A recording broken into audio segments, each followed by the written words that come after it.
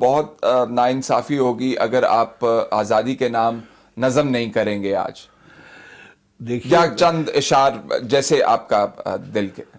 دیکھیے میں نے لکھا بھی ہے اس پر، اور ایک چھوٹی سی بات میں جی آپ سے کہنا چاہتا ہوں کہ مجھے امید بہت ہے، لیکن امید صرف جوانوں سے ہے. پاکستان میں اس وقت دو طبقے ہیں جو پاکستان کی تقدیر کو بدل سکتے ہیں.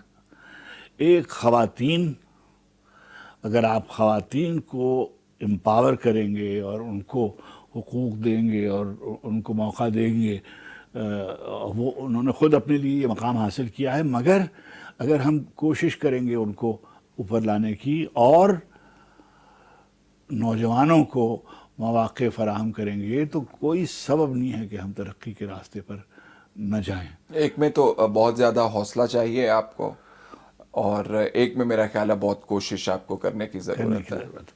میں ایک شعر جی آپ کو سناؤں کہ آسمانوں پر نظر کر انجم و مہتاب دیکھ، آسمانوں پر نظر کر انجم و مہتاب دیکھ، صبح کی بنیاد رکھنی ہے تو پہلے خواب دیکھ. واہ. اور کوئی شخص ایسے خواب نہیں دیکھ سکتا، یہ میرا عقیدہ ہے، میرا ایمان ہے، جس میں اللہ سبحانہ وتعالیٰ نے اپنی تعبیر کے حاصل کرنے کی صلاحیت پہلے سے نہ رکھی ہو. زبردست، خوبصورت بات ہے.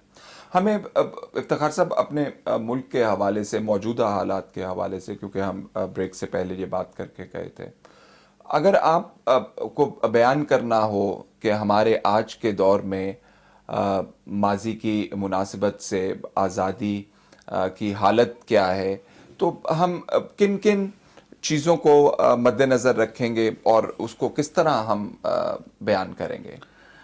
اس میں ہم بیک وقت کئی زمانوں میں زندگی گزار رہے ہیں. بیک